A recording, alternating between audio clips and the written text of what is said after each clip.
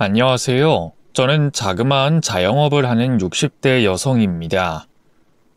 여러분들께서는 다른 사람들에게 얼마나 베푸는 편이신가요? 자신과 가까운 사람들은 챙기시겠지만 잘 모르는 이들에게는 그러한 온정을 베푸는 게 요즘 같은 세상에는 흔하지 않은 일이라고 생각됩니다. 현대인들이 베푸는 일에 대해서 인색해진 이유는 여러 이유가 있겠지만 결론적으론 믿음이 약해져서 그런 것 같아요.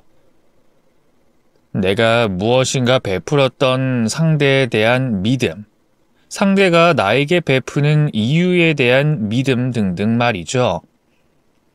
누구나 그 믿음에 대한 보상을 손해나 피해보기 싫어하기 때문에 이렇게 됐다고 생각되는데요. 아마 제가 오늘 들려드릴 이야기를 듣고 난 후에는 가지고 계시는 생각이 조금은 바뀔 거라고 생각합니다. 제가 그 베푸는 일로 인해 기적과도 같은 일을 경험하게 됐으니까요. 그 일에 대해서 말해보겠습니다. 저는 불행한 어린 시절을 보냈습니다. 그 당시 어느 집들이나 크고 작게 남아선호 사상이 뿌리 박혀 있었습니다만 저희 집은 아주 심했어요. 같이 살고 계시던 조부모님께서 워낙 집안의 대를 중요하게 생각하셔서 부모님 두 분도 그런 영향이 강하게 있으셨죠. 그러다 보니 첫째이지만 여자였던 저는 태어나자마자 집안 가족들에게 환영받지 못하는 존재였습니다. 또 연년생이던 남동생으로 인해 어린 시절부터 많은 차별을 받으며 자라게 됐죠.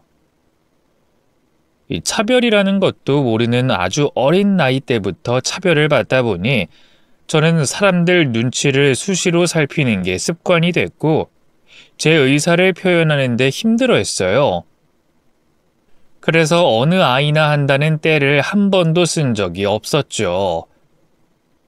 그나마 다행이었던 건 넉넉한 집안 사정과 집안의 얼굴에 자그마한 먹칠도 용납을 못하던 분위기 때문에 학업은 불편 없이 받을 수 있었습니다. 오히려 당시 제 또래에 비하면 값비싼 교육을 어렸을 때부터 받을 수 있었어요. 미술 공부를 어렸을 때부터 하게 됐거든요. 물론 그마저도 조부모님과 부모님의 계획 하에 받게 된 교육이었지만 저도 미술에 많은 흥미를 느끼고 있어서 다행이었죠. 하지만 집안 체면 치레 때문에 값비싼 미술 교육을 받고 있었을 뿐 저는 그 집안에서 하녀나 다름이 없었습니다. 그것도 남동생을 전담하는 하녀였죠.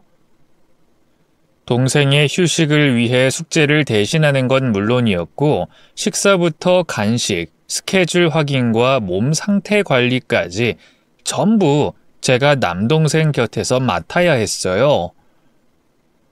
수발을 드는 것과 다름이 없었죠.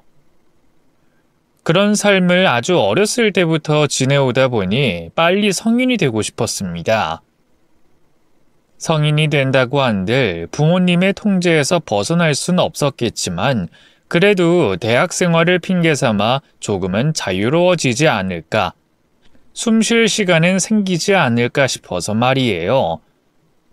하지만 기다리고 기다리던 성인이 돼서도 1년 동안은 제 생각처럼 지낼 수 없었습니다. 남동생의 학업이 끝나지 않았기 때문이었죠. 남동생의 대학 입시 준비를 어떤 식으로든 도와야 했거든요. 그래도 다행히 1년 뒤 남동생과 가족들이 원하던 대학을 합격하고 난 뒤에는 저에게도 조금의 자유가 허용됐죠. 남들이 보기에는 그게 무슨 자유냐 싶겠지만 저는 남동생의 그림자 생활에서 벗어난 것만으로도 행복했습니다. 하지만 저에게 허용됐던 자유는 아주 잠깐이었어요. 제 의지와 상관없이 집안에서 짝지어준 남자와 결혼을 해야 됐거든요. 그때 처음으로 부모님께 반항을 했었습니다.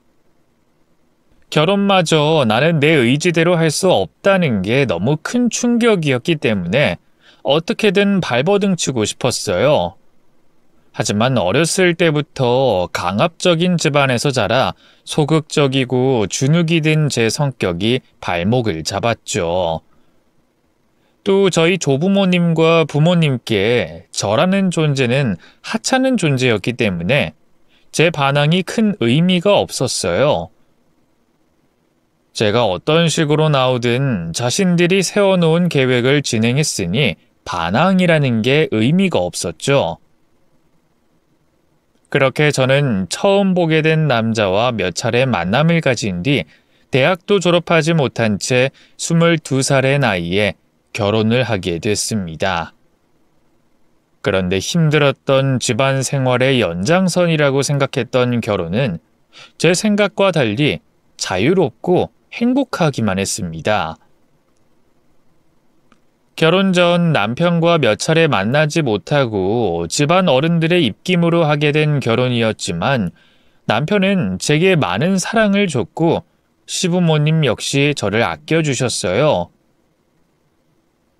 태어나 처음으로 가족이라는 게 어떤 것인지 그들에게 사랑받는 기분이 어떤 느낌인지 알 수 있었죠. 더없이 행복했어요. 당시 결혼 생활을 제 인생에 있어서 최고의 순간이라고 자신있게 말할 수 있을 만큼 행복했었죠. 거기다 임신까지 하게 되면서 그 행복이 끝도 없이 증폭됐습니다. 앞으로 더 행복할 거라고 생각했어요. 하지만 그건 제 착각이었죠. 이제 와서 그때를 돌이켜보면 그때부터 제 인생은 다시 어긋나기 시작했습니다. 임신 사실을 알게 됐을 당시만 해도 가족들 모두 기뻐했고 또 저를 신주단지 모시듯 잘해줬어요. 그런데 임신 3개월 차가 넘어갔을 때 받게 된 산부인과 검진 결과를 시부모님께 말씀드리자 표정이 급격히 안 좋아지셨습니다. 당시 제 뱃속에 있는 아이가 딸이었거든요. 아유, 우리 선영이 왔니? 어떻게? 우리 손주는 아무 문제 없다 하고? 아이, 여보, 우리 손주 무럭무럭 잘 자라고 있대? 의사한테 말 들은 건 선영이니까 선영이한테 들어보세요. 난 몸이 안 좋아서 방에 먼저 들어가 볼게요. 선영이 너 오늘 고생 많았다. 그럼 시간 보내다 잘 들어가라. 아이, 여보, 몸 어디가 안 좋은데 그래? 아이, 선영아, 저 사람 몸이 많이 안 좋은 것 같든? 병원 도착하셨을 때까지는 괜찮아 하셨는데 제가 검진받고 오니까 몸 상태가 안 좋다고 말씀하시더라고요.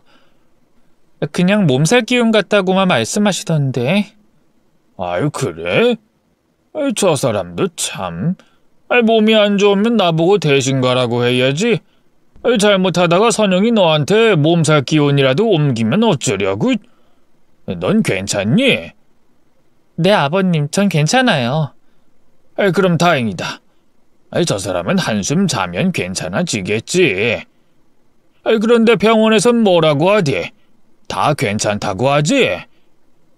그리고 지금쯤이면 아기 성별이 보이지 않나? 안 그래도 그 말씀 드리려고 했어요. 그 선생님께서 아기는 건강하다고 하셨고요. 시간이 더 지나야 확실하게 판별되겠지만 지금 확인되기로는 공주님 같다고 말씀해 주셨어요. 뭐? 공주님? 그래. 아마 널 닮아 참 예쁘겠구나. 그래, 공주님이라고. 근데 요즘에도 시간 지난다고 성별이 다르게 확인되기도 하나? 많진 않지만 그런 경우도 종종 있다고 하더라고요. 그래? 그럼 뭐 아직 공주님이라고 부르기엔 좀 이르겠구나. 우리 손주가 만약 왕자님이라면 괜히 심술 부릴 수도 있으니까. 시부모님의 표정을 보고 이상하다고 생각은 했어요. 하지만 설마 싶었죠. 그전까지 저에게 남자아이에 대해 말씀하신 적도 없으셨고 임신 관련해서도 딱히 서두른다는 느낌을 받지 못했으니까요. 그 후로도 문득문득 두 분의 태도가 변했다는 걸 느낄 일들이 많았지만 직접적으로 언급을 하신 적이 없었기 때문에 단순한 제 착각이라고 생각하고 여러 일들을 넘겼습니다. 또 저를 괴롭혔다고 생각할 만한 일들이 없기도 했고요. 그렇게 10달을 품었던 딸을 무사히 낳게 됐고 그 누구보다 행복한 엄마가 돼 육아를 하고 있었던 때였죠. 그때 갑자기 시부모님께서 저에게 둘째를 가져보지 않겠냐며 임신을 권하셨습니다. 그래도 선영이 너는 애 키우는 게 처음인데도 불구하고 크게 힘들어하지 않는 것 같아서 다행이다. 지혜가 워낙 순해서요. 뱃속에 있을 때도 그러더니 태어나서도 엄마를 도와주네요. 그러니까 말이다. 지혜가 효녀야. 그런데 애 하나 낳으니까 한 명 더 보고 싶진 않니? 나도 몸만 따라줬으면 우리 한석이 낳고 바로 둘째 가지고 싶었는데 몸이 안 따라줘서 못 가졌거든. 둘째 생각은 있는데 지혜가 좀 더 자란 다음에 가지려고요. 제가 연년생에 첫째로 자라서 그런지 어쩔 수 없이 막내에게 쏟아지는 부모님의 관심을 잘 알거든요. 그래서 지혜가 동생에 대해 어느 정도 인지를 할 수 있는 나이가 되면 그때 둘째를 가지고 싶어요. 그거야 부모 하기 나름인 거지. 오히려 첫째가 더 잘하고 둘째를 가지면 첫째들이 더 외로워해. 부모가 동생에게 신경 쓴다는 걸 더 빨리 인지한다니까. 원래 애들은 비슷한 나이끼리 묶여서 자라야 하는 법이다. 그래야 애들도 덜 외로워하고 부모도 애들 키우는데 쉽다니까. 말 나온 김에 한석이랑 둘째 가지는데 말 좀 나눠봐라. 이 정도면 몸도 다 추스른 것 같은데. 둘째를 가지겠다는 계획은 있었지만 첫째를 낳은 지 얼마 되지 않은 상황에서 아이를 가지는 건 원치 않았던 저는 시부모님의 말씀에도 생각을 바꾸지 않았어요. 하지만 두 분께서는 계속해서 제가 생각을 바꾸길 바라셨고 남편에게까지 자신들 생각을 전하시며 결국 우리 두 사람이 임신을 하도록 유도하셨죠. 그리고 그때 모든 것이 명확해졌습니다. 첫째 아이가 딸이라는 이야기를 듣고 태도가 묘하게 변한 것도, 둘째 아이를 곧장 가지라고 한 것도 전부 시부모님께서 아들을 원했기 때문이라는 걸 말이죠. 둘째 아이도 딸이라는 걸 알게 된 시부모님께서는 더 이상 속마음을 숨기지 않았고 제가 아들을 못 가진 것에 대해 불만을 직접적으로 드러내셨습니다. 당연히 저에게는 큰 충격이었죠. 진정한 가족이라고 생각했던 분들에게 배신감도 느꼈고요. 그리고 그때부터 시부모님의 눈치를 보며 다시 친정집으로 돌아간 것처럼 불편한 생활을 시작하게 됐습니다. 그래도 제게는 그 힘든 시간을 잊게 해줄 딸아이가 있어서 버틸 수 있었어요. 하지만 소중한 제 딸아이가 사라지게 되면서부터 제 주변의 모든 것들이 무너지기 시작했죠. 산부인과 진료를 받는 날이었는데 첫째 지혜를 봐주시지 않겠다고 하시는 시부모님으로 인해서 제가 임신한 몸으로 첫째 아이를 데리고 산부인과에 가야 했습니다. 진료를 다 받을 때까지는 아무런 일이 없었는데 진료를 받고 나와 택시를 타기 전 잠깐 한눈 판 사이 내려놨던 딸 지혜가 사라져 있었어요. 하늘로 솟았을 리가 없었고 땅으로 꺼졌을 리도 없었죠. 누군가 아이를 유괴했던 겁니다. 곧바로 길 가던 행인분에게 도움을 요청해 경찰에 신고하게 됐고 경찰은 곧바로 아이를 유괴한 범인을 잡기 위해 수사를 시작했습니다. 요즘 사람들은 이런 말을 하면 잘 믿지 않겠지만 그 당시만 해도 인신매매가 종종 있었던 때였어요. 특히 어린아이의 경우 자식이 없는 가정의 본인들이 아이를 유괴해 데려가 키운다거나 브로커들이 돈을 받고 넘기는 경우가 덜어 있었죠. 그래서 경찰 측에서도 초기 대응을 빨리 했고 범인을 잡을 수 있었습니다만 아이는 그 사람 손에 이미 없었어요. 아이를 제3자에게 넘겼고 그들에 대해 아무것도 모른다며 그 3자 역시 아동 유괴 브로커이기 때문에 아이가 어디로 갔는지 알 수가 없을 거라고 했죠. 아이를 찾기 힘들 것 같다는 말을 듣게 된 저는 그 충격에 쓰러져 유산 직전까지 가게 됐습니다. 이후 남편의 간호를 받으며 몸을 회복하고 있었죠. 딸 지혜를 찾아 나서야 했지만 뱃속에 있는 아이도 중요했습니다. 그래서 꼼짝도 못하고 우선은 뱃속에 있는 아이의 건강을 위해 몸을 회복하는 데 온 신경을 쏟으려고 했죠. 그런데 아직 충격이 가시지 않은 저에게 시부모님께서는 사내 아이도 갖지 못하는 년이 그나마 데리고 있던 자식 새끼까지 잃어버렸다며 제 가슴을 찢어지게 만드는 말을 서슴없이 하셨습니다. 하루 이틀이 아니었죠. 매번 병실을 찾아오셔서 혼잣말처럼 혀를 차시며 그런 말들을 하셨어요. 그 결과 저는 결국 둘째 아이까지 잃게 됐습니다. 첫째 딸을 잃어버린 충격으로 좋지 않은 몸 상태에서 스트레스까지 받게 되니 몸이 버티질 못했던 거죠. 그렇게 제가 둘째마저 유산으로 잃게 되자 시부모님께서는 이때다 싶었는지 저와 남편을 떼어놓으려고 움직이셨습니다. 이혼을 시키려고 계획하신 거죠. 남편은 저에게 좋은 사람이었지만 부모님께도 무척이나 좋은 아들이었어요. 두 분의 말씀을 하늘로 생각하는 사람이었죠.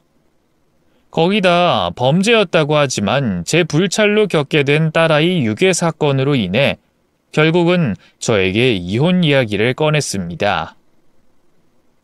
저는 그 당시 입이 10개라도 할 말이 없던 사람이었기 때문에 남편이 요구하는 이혼을 받아들여야 했고 그렇게 또다시 가족이라고 생각했던 사람들에게 버림을 받게 됐죠. 남편과 이혼을 한 직후 오갈 곳이 없었던 저는 친정집으로 들어가려고 했지만 그 집 사람들은 아이를 잃어버리고 유산까지 하게 돼 이혼당한 저를 한 가족으로 인정하지 않았어요. 결국 혼자가 된 삶을 선택해야 했죠.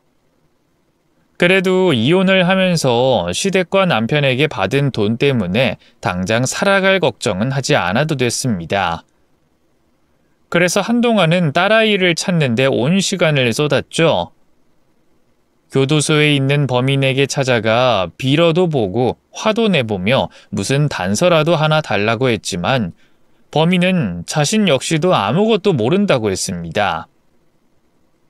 그래서 제가 직접 딸아이를 수소문하면서 찾아 나서게 됐죠. 하지만 아이에 대한 흔적은 찾을 수가 없었습니다. 또 시간은 너무 빠르게 흘러가고 있었죠. 어린아이들이 얼마나 빨리 자라나요.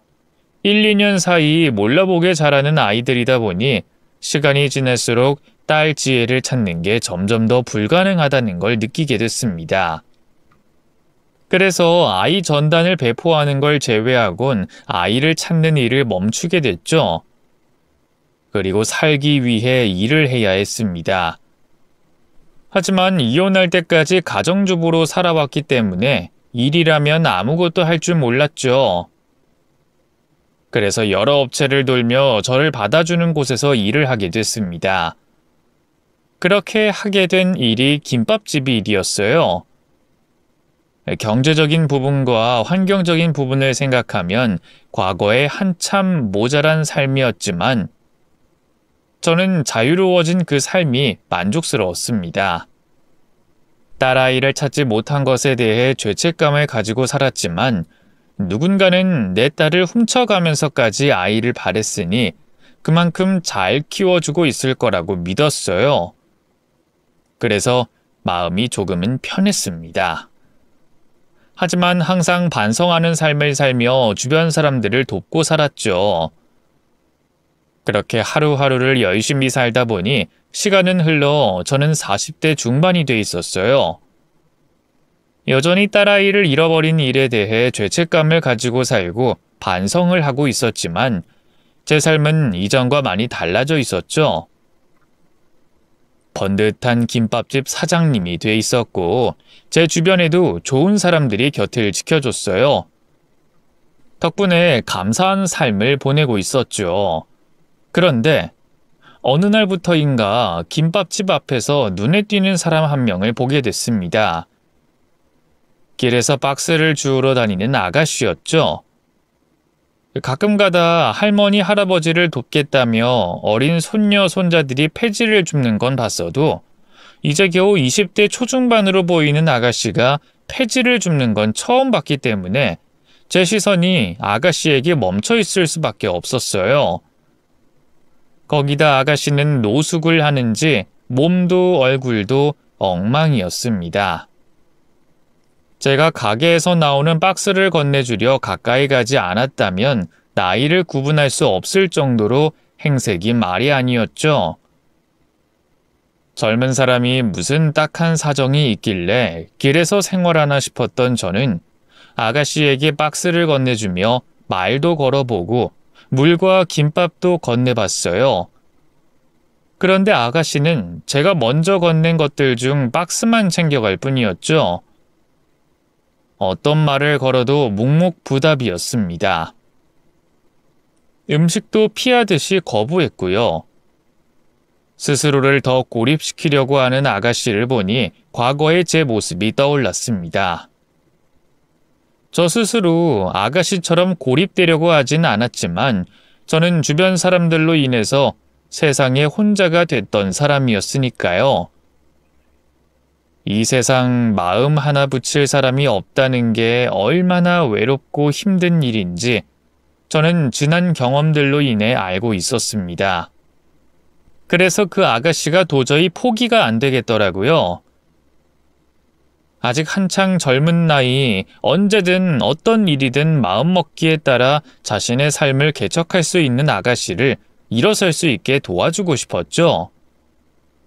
그래서 제가 아가씨의 친구가 돼주기로 마음먹었고 그날부터 돌아오지 않는 대답과 상관없이 매일 인사를 건네고 음료 한 병과 김밥 2줄을 억지로 챙겨줬습니다.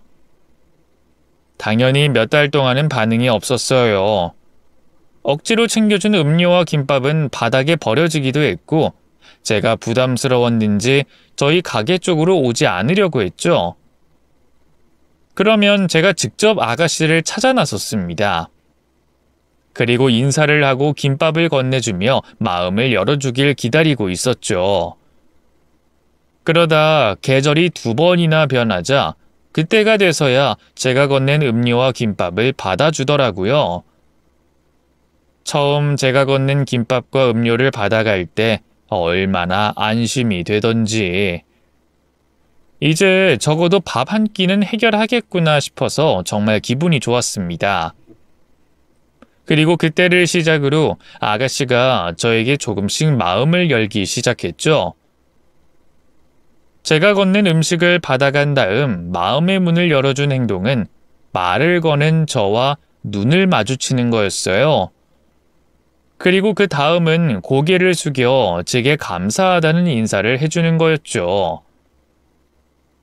점점 마음을 여는 아가씨를 보며 조금 더 빨리 가까워지고 싶다는 조바심이 생겼지만 그럴수록 조심하려고 했습니다.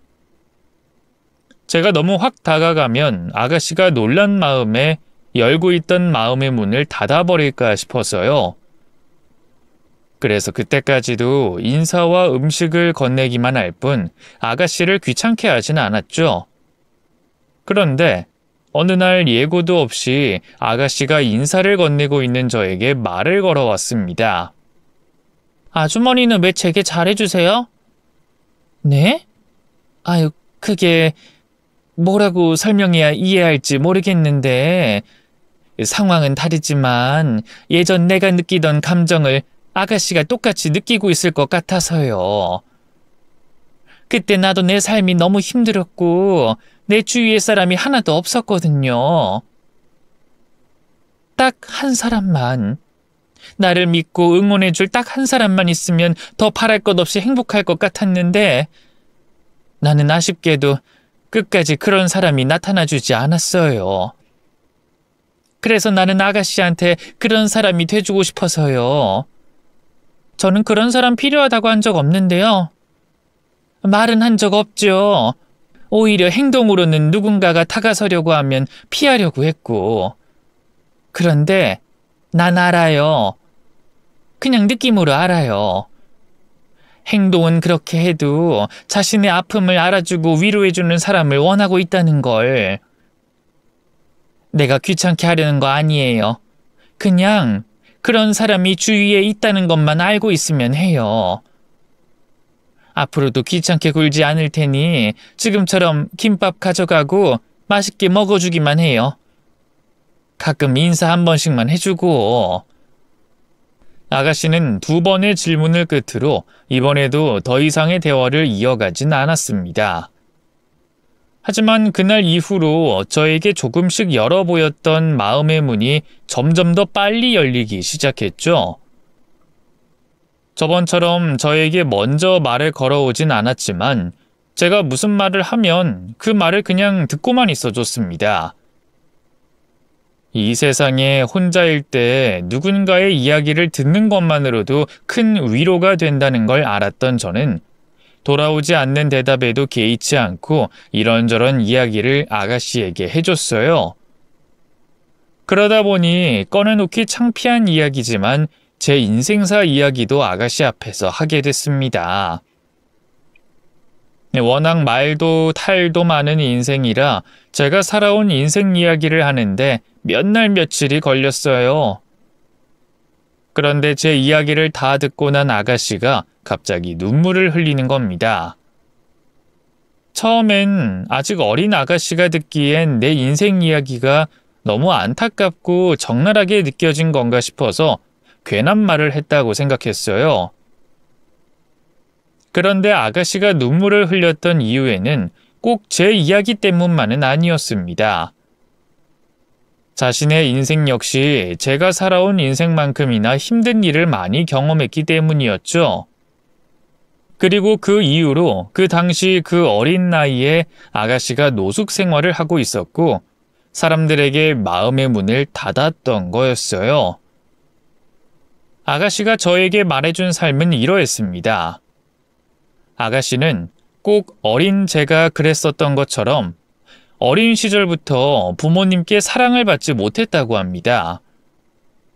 몇 살 차이 나지 않는 동생과 다르게 말이죠.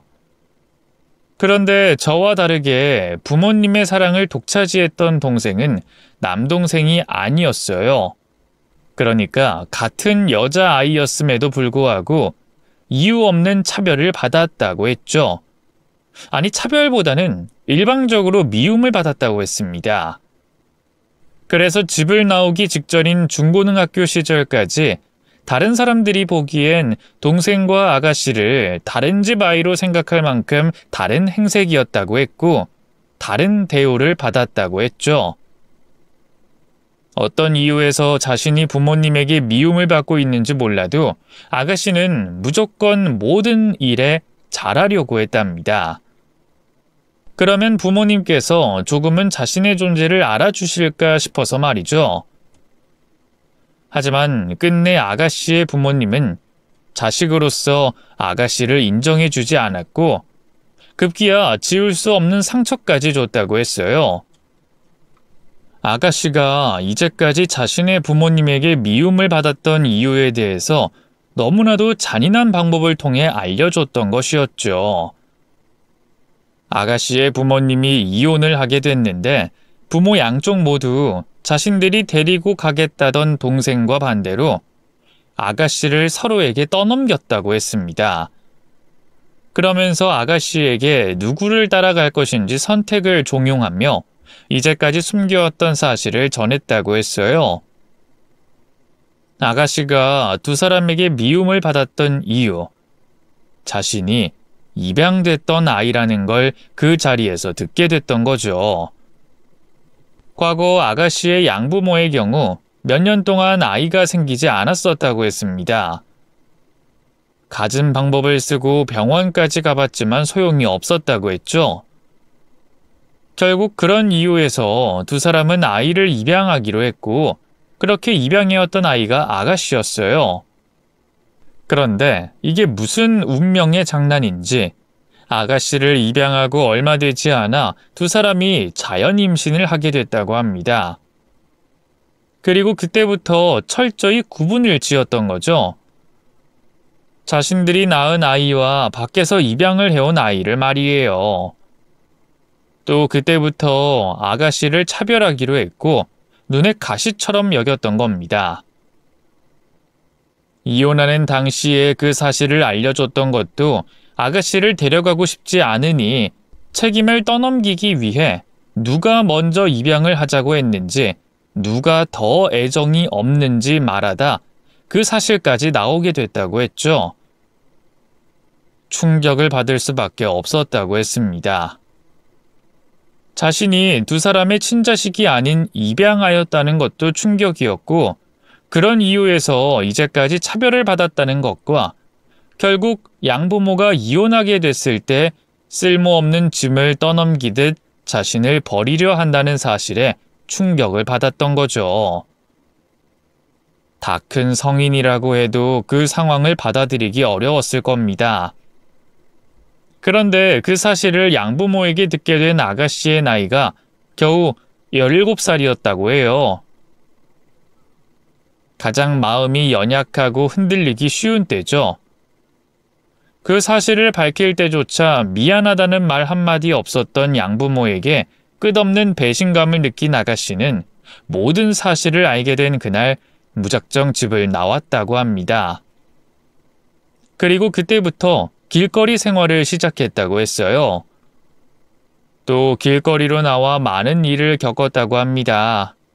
아무것도 모르고 어린 나이에 여학생이 길에 있으니 나쁜 사람들이 꼬였던 거죠. 길거리에 있는 어린 여학생에게 도움을 주려는 사람은 없었고요.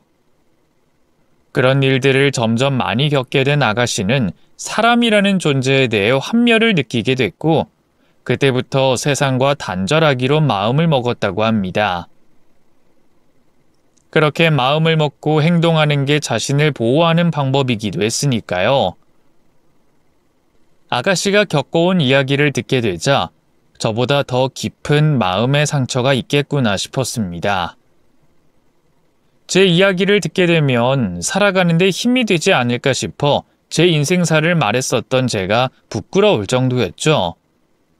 그 어린 나이에 자신의 보호자인 양부모에게 상처받은 것도 모자라 수많은 어른들에게 상처를 받았으니 제가 겪은 일들은 아가씨가 겪은 일에 비하면 아무것도 아닌 것처럼 느껴졌어요. 그래서 그때부터 아가씨에게 더 마음이 갔습니다. 그만큼 안타까운 과거가 있다면 제가 더 아가씨 곁을 지켜주고 싶었고 믿을 수 있는 사람이 돼주고 싶었죠. 이후 아가씨에게 더 열과 성을 다해 잘해줬던 것 같아요. 아가씨도 저에게 경계심 없이 마음을 열어줬고요. 그런 모습에 아가씨의 노숙 생활이 마음에 걸렸던 저는 아가씨만 괜찮다면 제가 살고 있던 집에 방을 내주겠다고 했고, 그마저 불편하다고 느낀다면 혼자 지낼 수 있는 방을 구해주겠다고 했어요. 또 가게에서 일을 하거나 알고 지내는 주변 상인들에게 일자리를 부탁하겠다고 말했죠. 하지만 아가씨는 그러한 제안을 모두 거절했습니다. 이후 몇 차례 더 아가씨에게 같은 제안을 했습니다만 아가씨는 끝내 거절했어요. 더 강압적으로 하다간 아가씨가 사라질까 두려웠던 저는 더는 제안하지 않기로 했고, 대신 아가씨와 더 오랜 시간을 같이 보내고 더 자주 들여다보기로 했습니다. 그렇게 아가씨와 10년 동안 매일같이 얼굴을 봐왔죠. 그런데 어느 날 하룻밤새 아가씨가 연기처럼 사라졌습니다. 아가씨가 지내고 있던 곳에도 없었고 하루 종일 가게에서 아가씨를 기다렸지만 찾아오지 않았죠. 그날 밤 주변을 돌아다니며 아가씨를 찾아다녔고 밤새 걱정을 하다 아침 일찍 밖으로 나가 환경미화원 분들과 주변 상인들에게 아가씨의 행방을 묻게 됐어요. 나중엔 노숙자분들에게도 아가씨에 대해서 물어보게 됐죠. 하지만 그 누구도 아가씨의 행방에 대해선 모르고 있었습니다. 존재조차 모르고 있는 분들도 많았어요. 걱정됐습니다. 혹시 무슨 사고나 범죄를 당한 건 아닐까 싶어서요. 그래서 경찰관 분들에게 도움을 요청하거나 신고를 하려고 했지만 인적사항을 모르다 보니 어떻게 도움을 구해볼 방법이 없었어요. 그 후로도 저 혼자 아가씨를 찾아보러 다녔지만 그 흔적을 찾을 수 없었죠. 아가씨가 사라진 시간이 길어지면서 제가 할 수 있는 일은 그저 무사히 또 몸 건강히 지내고 있길 기도드리는 일밖에 없었어요. 이후 시간은 흘러 파지를 줍고 다니던 아가씨가 길거리에서 사라진 지 5년이라는 시간이 흘렀을 때였습니다. 그때까진 매일은 아니었지만 그 아가씨와 비슷한 나이 또래의 여성분들이 가게를 찾아오거나 지나갈 때면 종종 그 아가씨 생각이 떠오르곤 했죠. 그리고 부디 마지막으로 봤을 때보다는 나은 삶을 살고 있기를, 몸 건강히 지내고 있길 기도했어요. 그날도 마찬가지였습니다. 출근길 김밥을 사러 온 여성분에게 김밥을 내어드리며 그 아가씨 생각이 떠올라 기도하고 있던 중이었죠. 그런데 갑자기 가게 출입문 쪽으로 사장님들이나 탈 법한 검은색 차량이 주차를 하는 겁니다. 처음엔 차량 주인이 근처에 볼 일이 있어서 잠깐 저희 가게 앞에 차량을 주차하는 거라고 생각했어요. 그래서 다시 기도를 이어가려고 하는데 차 안에서 내린 여성이 저희 가게로 들어오는 겁니다. 솔직히 저희 집 김밥이 멀리서 찾아오거나 지나가는 발길을 돌려서 올 만큼의 김밥은 아니었거든요. 가격이 저렴해서 많이들 찾아주시는 거지 맛으로만 따지면 근처 가격은 비싸도 훨씬 더 김밥 속재료도 좋고 맛있는 김밥집이 있었습니다. 그러다 보니 고급 차량에 부티가 나는 여성분이 저희 가게로 들어오는 모습이 의아하게 느껴졌죠. 그렇다고 오는 손님을 돌려보낼 수는 없었으니 기도를 멈추고 일어나 부티가 나는 여성분을 맞이했습니다. 어서 오세요. 메뉴판 보시고 주문해 주시면 바로 싸서 드릴게요. 저 이제 돈 내야 하는 거죠? 네? 그야 당연히. 예전과 많이 달라졌다고 하지만 그새 저 잊어버리신 거예요? 이렇게 머리 좀 엉망으로 하면 알아보시겠어요? 무슨 말씀을 하시는... 어머머, 설마 그 박스 줍던? 어머, 이게 어쩐 일이야? 처음엔 누군지 알아보지 못했는데 자세히 보니 제가 김밥을 받아가던 그 아가씨였습니다. 너무 반가웠어요. 다른 것보다 건강한 것 같아 너무 마음이 놓였습니다. 그 안도감과 반가움에 저도 모르게 밖으로 뛰쳐나가 아가씨를 안아줬죠. 갑자기 어딜 갔나 했어. 혹시 사고는 당한 거 아닌지 무슨 일 있는 건 아닌지 걱정된 마음에 내가 얼마나 찾아다녔다고. 어딜 가면 간다고 말이라도 해주지 그랬어. 그래도 우리가 10년 동안 매일같이 얼굴 보던 사이인데 아휴, 그래도 이렇게 건강해 보이니까 다행이네. 그동안 가슴에 얹혀있던 게 쑥 내려가는 기분이야. 다행이다 정말. 그동안 어떻게 살았어? 갑자기 왜 말도 없이 없어진 거고. 여기는 무슨 일 있어서 왔어? 엄마, 저 김밥 먹고 싶어서 왔어요. 아, 참, 김밥. 그래. 내가 얼른 김밥 가져다 줄게. 제 김밥을 먹고 싶어서 왔다는 말에 얼른 김밥을 가져다 주려고 돌아섰습니다. 그런데 그때 아가씨가 한 말을 제가 잘못 들었나 싶더라고요. 나보고 엄마라니. 물론 제가 지난 10년 동안 자신을 챙겨줬으니 부를 수 있는 호칭이긴 했습니다만 호련이 사라지기 전까지 단 한 번도 저를 엄마라고 부른 적이 없었어요. 그래서 조금 놀란 마음에 뒤돌아 아가씨 쪽을 쳐다봤는데 그제야 방금 전 고급 차량에서 내려 부티가 났던 여성과 아가씨가 한 사람이라는 생각이 드는 겁니다. 그때까지는 너무 반가운 마음에 앞의 일을 잊어버리고 있었던 거죠. 순간 감정이 벅차올랐습니다. 우선 제가 기도한 것처럼 몸 건강하고 잘 살고 있는 아가씨를 다시 보게 돼서 뭉클했고 태어나 처음으로 엄마라는 호칭을 듣게 됐으니까요.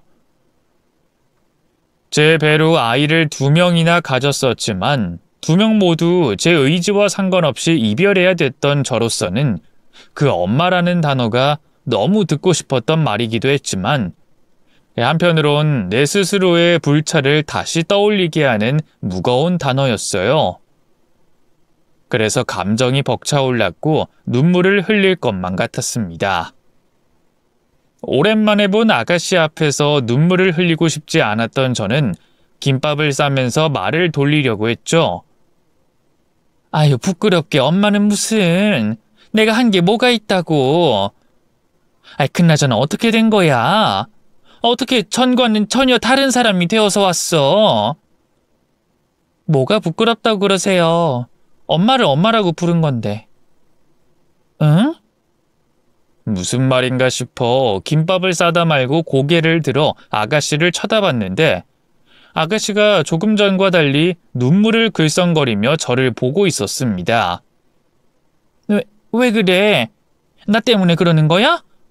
엄마라고 부르지 말라고 하는 것 같아서? 아유, 그런 거 아니야. 아유, 그러니까 울지 마. 나는 엄마라는 말을 처음 들어봐서 그랬어. 아, 그래, 우리 이제부터 엄마 딸 사이로 지내자. 아, 나야 네가 그래준다면 고맙지. 그러니까 울지 마, 응? 그게 아니에요. 제가 엄마 친딸이라고요. 엄마가 저를 낳아주신 친어머니라고요. 그땐 그 말을 듣고도 정신이 없어 정확히 그 상황을 인지하지 못했었어요. 갑자기 사라진 아가씨가 5년 만에 부티나는 모습으로 나타나 눈물을 글썽거리며 자신이 제 친딸이라 주장하고 있었으니까요. 도대체 무슨 일이 벌어지고 있는 건지 몰라 우선 눈물을 글썽거리는 아가씨를 진정시키려고 했었죠. 하지만 아가씨는 자신이 알게 된 이야기가 먼저라며 저에게 이제까지 있었던 일들을 설명해 줬습니다. 가게를 찾아왔을 때마다 제가 건네준 김밥과 응원의 한마디가 자신에게 큰 힘이 됐다던 아가씨는 어느 날 문득 결심을 하게 됐다고 합니다. 제가 말한 행복을 찾아보겠다며 말이죠. 그래서 그날부터 노숙 생활을 접고 지내던 곳을 떠나 노숙자 쉼터에서 소개시켜준 일자리를 다니게 됐다고 했어요. 지내던 곳을 떠나기 전 저에게 인사를 건네려고 했지만 혹시나 인사만 거창하게 하고 나중에 좋은 모습으로 돌아오지 못할까봐 걱정됐던 아가씨는 꼭 행복한 사람이 돼 다시 돌아와 저에게 감사의 인사를 전하겠다는 다짐을 했다고 합니다. 그리고 그날부터 쉼터에서 소개시켜준 일을 하게 됐고 일이 적응된 후로는 다른 일도 시작하며 돈을 모았다고 해요. 돈을 모아서 대학에 가겠다는 게 아가씨의 첫 번째 목표였다고 했죠. 행복에 대해서 많이 생각해 봤는데 도저히 잘 모르겠더라고요. 그래서 우선 대학을 가려고 했어요. 대학에 가서 중간에 그만두더라도 그 당시보다는 보는 시야가 넓어질 테니까. 그 중에서 내가 하고 싶은 일이 있으면 그 일을 하고 공부를 더 하고 싶으면 공부를 하자. 만약 대학에서도 내가 하고 싶은 일을 찾지 못한다면 다시 나와서 몸으로 부딪히면서 하고 싶은 일을 찾자 싶었죠. 그래서 대학을 목표로 1년 동안은 죽어라 일하고 또 1년 동안은 일과 검정고시 공부를 병행했어요. 다행히 검정고시는 1회차 때 한 번에 합격했고요. 그래서 이제 수능 준비하려고 했는데 그 사이에 제가 행복할 수 있는 일을 찾게 된 거예요. 아주 우연한 기회에 말이죠. 그때부터 제 인생이 바뀌기 시작했어요. 검정고시에 합격하고 난 뒤 수능 시험 준비 중이던 아가씨에게 한 통의 연락이 왔다고 합니다. 웹툰 관계자인데 우연한 기회에 아가씨가 자신의 블로그에 올린 만화를 봤다면서 혹시 자신의 회사 플랫폼에서 연재를 시작해보지 않겠냐고 말이죠. 이게 무슨 말인가 하니 일을 하다 쉬는 시간 생기거나 집과 직장 또 학원을 이동하면서 시간이 남을 때마다 심심풀이로 만화를 그렸다고 해요. 그리고 그 만화를 일기장으로 쓰던 블로그에 틈틈이 올렸다고 합니다. 블로그에 올린 그 만화를 웹툰 관계자가 우연한 기회에 보게 됐고 연락을 줬던 거죠. 웹툰 플랫폼에서 메인으로 연재가 되는 건 아니었지만 웹툰 플랫폼 내에 여러 작가들이 경쟁하는 곳에서 연재를 하다 좋은 평가를 받고 인기를 끌면 계약을 통해서 충분히 메인 연재까지 가능하다는 말을 들었다고 합니다. 하지만 선뜻 그 제안을 받아들일 수 없었다고 했어요. 좋은 제안이긴 했지만 수능 준비와 함께 병행할 수 없을 것 같아 고민이 들 수밖에 없었다고 했죠. 긴 고민 끝에 결국 웹툰 작가로서 도전해보기로 결정을 했다고 해요. 원래도 어린 시절부터 그림 그리기를 좋아하기도 했고 따로 미술을 배운 적은 없었지만 미술에 재능이 있다는 말을 주변에서 여러 차례 들었기 때문에 그런 선택을 했다고 합니다. 그렇게 우연한 기회에 하게 된 웹툰 일이 너무나도 잘 풀렸다고 했어요. 몇 년 동안 메인 연재로 전환되지 않은 작가들도 많다고 하는데 아가씨는 연재를 시작한 지 몇 달 되지 않아 메인 웹툰으로 전환할 수 있었다고 했죠. 그리고 그 웹툰이 사람들에게 꽤 좋은 평가를 받게 되고 인기를 끌게 되면서 자연스럽게 수익도 따라왔다고 했어요. 그렇게 3년 동안 2편의 웹툰을 끝마치고 나니 경제적인 상황이 과거와 많이 달라져 있었다고 했습니다. 또 자신이 하고 있는 일에 대해 만족도도 높았다고 했죠. 일에 대한 만족도가 높아지고 경제적인 상황이 좋아질수록 제 생각이 많이 났다고 합니다. 처음 노숙 생활을 청산하며 다짐했었던 것처럼 저에게 찾아가 감사의 인사를 꼭 전해야 한다는 생각이 점점 커져갔다고 했어요. 하지만 따로 휴가도 없이 매주 혼자서 웹툰을 연재하고 잠깐의 휴식 시간에는 웹툰 자료 조사를 해야 됐기 때문에 도저히 시간이 나질 않아 찾아올 수가 없었다고 했습니다. 그래서 당시 연재하고 있던 웹툰을 마치고 난 후에 그때 저를 찾아가겠다고 계획을 세웠다고 해요. 또 연재를 하고 있는 그 기간 동안 저에게 줄 선물을 준비하려고 했고요. 사람을 고용해 제 딸을 찾아줄 생각을 했다고 합니다. 찾을 수 있을지 없을지 몰라도 시도해서 손해보는 건 없을 거라고 생각하고 말이죠. 그렇게 큰 돈을 써서 사람을 고용한 아가씨는 오랜 추적 끝에 제 딸을 유기하고 팔아넘긴 남자를 찾아냈다고 했어요. 그리고 그 사람에게 제 딸의 행방에 대한 끈질긴 질문 끝에 충격적인 사실을 알게 됐다고 합니다. 그 남자 과거에는 어땠는지 모르겠지만 제가 만났을 당시에는 굉장한 죄책감에 시달리고 있었어요. 그래서 갑자기 제가 고용한 사람들에게 모든 걸 털어놓겠다고 말하면서 의뢰인인 저를 불러달라고 하더라고요. 그렇게까지 말하는 걸 보니 분명 확실한 무엇인가가 있다고 생각해서 저도 시간을 억지로 만들어서 내려가게 됐죠. 그리고 그 남자를 만났는데 충격적인 말을 하는 거예요.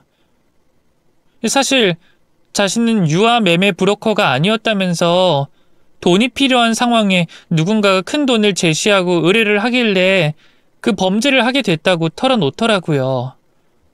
그래서 제가 그 의뢰를 한 사람이 누구냐 하니까 아이의 조부모였다고 했어요.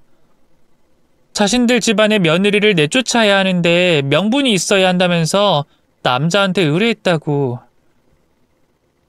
자기 역시도 아기를 유괴하는 일이 마음에 걸렸는데 당시 상황이 너무 안 좋아서 큰 돈을 제시하는 그 의뢰를 거절할 수 없었다고 해요. 거기다 아이를 유기하는데 필요한 정보도 다 준다고 하고, 만약 일이 틀어져서 잡힌다고 해도 선처해주겠다고 하니 제안을 수락했다고 말했죠. 그리고 유괴를 계획했을 당시에 이미 아이 조부모 측에서 그 아이를 보낼 곳까지 알아봐뒀다고 하더라고요. 그 조부모와 있었던 일들에 대해서 더 알아보고 싶었는데 잃어버린 딸을 찾는 게 우선일 것 같았어요. 그래서 그 아이를 보낸 곳을 기억하냐고 물어봤는데 평범한 가정으로 아이를 보냈다고 하더라고요.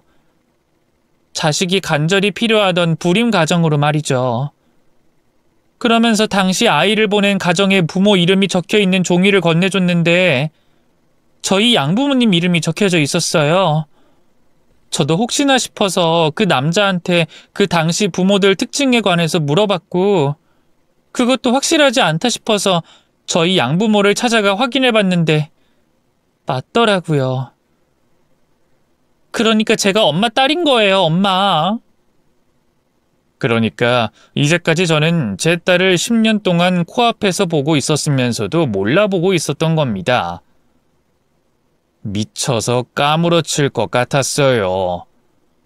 당연히 표현할 수 없을 정도로 기쁘기도 했죠. 영영 잃어버린 줄만 알았던 내 딸을 만나게 됐으니까요. 그런데 자식도 못 알아본 나 자신이 미워서 내 딸이 그동안 얼마나 힘들게 살아왔는지 그 삶에 대해 알고 있어서 미칠 것만 같았습니다. 그러한 감정들을 제가 한꺼번에 감당하기 힘들었던 건지 저는 혼절에 잠깐 정신을 잃게 됐죠. 다시 제가 정신이 들었을 땐 딸아이가 제 곁에서 손을 잡아주고 있었어요. 그 모습을 보자 또다시 눈물이 쏟아졌습니다. 그리고 딸과 조금이라도 더 가까이 하고 싶은 마음에 자리에서 힘겹게 일어나 안아주려고 했죠. 지혜야, 엄마가 미안해. 엄마라는 사람이 딸을 눈앞에 두고도 못 알아봤어. 우리 지혜 고생하게 만들어서 너무너무 미안해. 그리고 고마워. 이렇게 몸 건강히 살아있어줘서. 못난 엄마 만나겠다고 다시 찾아와줘서 정말 고마워. 엄마 괜찮으세요? 무리해서 움직이지 마세요. 저 어디 가지 않으니까요. 그리고 엄마가 왜 나한테 미안해해요? 엄마도 피해자인데. 아니야. 엄마가 널 지켜야 했어. 엄마가 널 잃어버리지 않았다면 네가 그 집에 갈 일도 없었을 거고 상처받을 일도 없었을 거야. 그러면 길에서 그 고생하지 않았을 거라고. 전부 다 엄마 탓이다. 엄마가 못나서 그래. 엄마를 미워하렴. 네 인생을 힘들게 한 엄마를. 그런 말 하지 마세요. 제가 엄마 미워하려고 여기로 왔겠어요? 나 엄마가 제 친어머니라는 걸 알고 정말 기뻤어요. 제 인생에서 또 제가 가장 최악인 상황일 때 제 곁에서 저를 누구보다 신경 써주시던 엄마가 제 친어머니라는 사실에 너무 기뻤다고요. 그리고 저 잃어버린 건 엄마 잘못 아니에요. 내 할아버지 할머니라는 사람들이 마음먹고 범죄를 저질렀는데 엄마가 무슨 죄가 있어요. 그날이 아니었어도 분명 언젠간 어떤 방법으로든 그 짓을 벌였을 거예요. 그러니까 그 일에 대해서 죄책감 느끼지 마세요. 저는 지금 엄마를 찾고 만난 것만으로도 너무 행복하고 꿈 같으니까. 우리 이제 절대 떨어지지 말아요. 무슨 일이 있어도. 그리고 고마워요, 엄마. 엄마 아니었으면 나 엄마 못 찾았을 거고 아직도 길바닥에서 지내고 있었을 거예요. 엄마와 제가 만날 수 있었던 건 전부 엄마 덕분이에요. 아니야, 엄마가 고마워.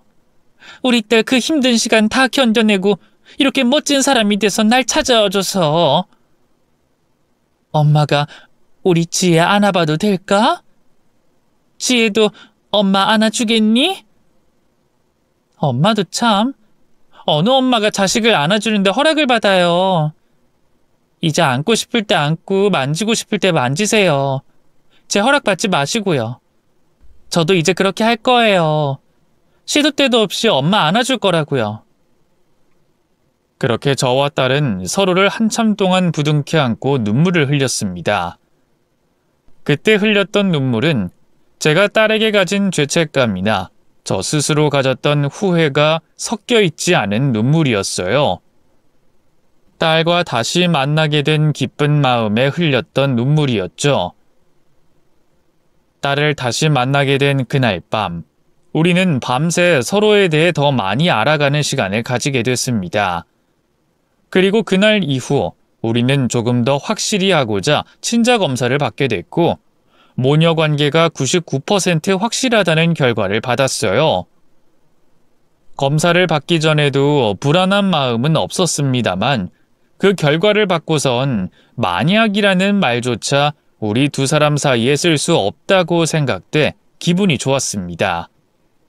또 우리 두 사람이 모녀 관계라는 걸 다른 누군가에게 공식적으로 인정받게 된 결과라고 생각돼서 그 결과지를 보기만 해도 마냥 좋더라고요. 그래서 저는 더 이상 바랄 것이 없었습니다. 하지만 딸은 저와 생각이 조금 달랐어요. 저보다 더 힘든 시간을 보내와서 그런지 우리 모녀 관계를 망가뜨려 놓은 자신의 할머니와 할아버지에게 복수를 하자고 제안했죠. 하지만 전 생각이 달랐습니다. 오히려 그 긴 시간 동안 떨어져 있었기 때문에, 그리고 제게 시간이 얼마나 남았는지 몰랐기 때문에 딸과 함께하게 된 시간을 조금도 낭비하고 싶지 않았어요. 그래서 딸에게 이전의 일들에 대해서는 생각하지 말고 우리 행복에 대해서만 생각하자고 말했죠. 나도 지혜 네가 고생했던 거 생각하면 그 사람들 지옥불에 빠뜨리고 싶어. 그보다 더한 것도 하고 싶다고. 그런데 그 복수하겠다고 낭비한 시간은 아깝지 않겠니? 난 그 시간을 우리를 위해서 사용한다면 더 의미가 있을 거라 생각한다. 그 사람들 용서하자는 말이 아니야. 그 사람들을 생각하면 미워하고 화도 내고 욕도 하자. 그런데 우리에게 남은 시간만큼은 우리를 위해서 쓰자는 거야. 너랑 나는 서로 떨어져 있었던 시간으로 인해 알고 있잖니. 같이 보낼 수 있는 1분 1초가 얼마나 소중한 것인지. 그러니 남은 시간을 우리가 행복해지는 데 사용하기로 하자, 지혜야. 제 뜻을 이해한 딸은 자기 생각이 짧았다며 제 뜻에 동의해줬고, 저희 모녀는 지금까지 서로를 바라보며 지내고 있습니다. 저는 여전히 새벽 일찍 나가 김밥 장사를 하고 있고요. 딸은 작업실과 집을 오가며 웹툰을 그리고 있습니다. 이렇게만 보면 각자의 삶을 살고 있는 것처럼 보일 텐데 그건 아니에요. 우선 우리 모녀는 한 집에서 같이 살고 있고, 제가 점심이 지나면 바로 가게 문을 닫고 딸이 작업하는 장소로 갑니다. 그리고 이것저것 도와줘요. 밥이나 간식을 챙겨주고 제 도움이 필요하다 하면 뭐든 돕고 있죠. 보통은 딸아이 작업에 방해가 되지 않게 가만히 있는 게 도와주는 건데, 요즘은 저도 빈 시간에 다시 붓을 잡고 그림을 그리게 됐습니다. 그냥 딸과 무엇을 딱히 하지 않아도 같은 공간에 숨을 쉬고 하루를 공유한다는 게 행복하기만 하네요. 저는 저에게 벌어진 기적이 단순한 기적이라고 생각하진 않아요. 제가 노숙자였던 딸을 돕지 않았다면 이런 일은 벌어지지 않았으니까요. 그래서 내 이웃에게 베풀고 사랑한다는 게 얼마나 중요한 일인지 몸소 깨닫게 됐습니다. 지금도 어려워 보이시는 분들을 도우며 살고 있고요. 혹시 여러분들 중 저처럼 안타까운 사연이나 어떤 문제에 있어서 해결되길 바란다면 자신의 주위를 둘러보신 다음 사랑하는 마음으로 베푸신다면 분명 좋은 일이 있을 거라고 전 확신합니다. 그러니 뭐든 많이 베푸시고 내 주변 사람들을 사랑해 주시고요. 복 많이 받으셨으면 좋겠네요. 그럼 전 이만 제 이야기를 마치고 인사드리도록 하겠습니다. 시청해 주셔서 감사합니다.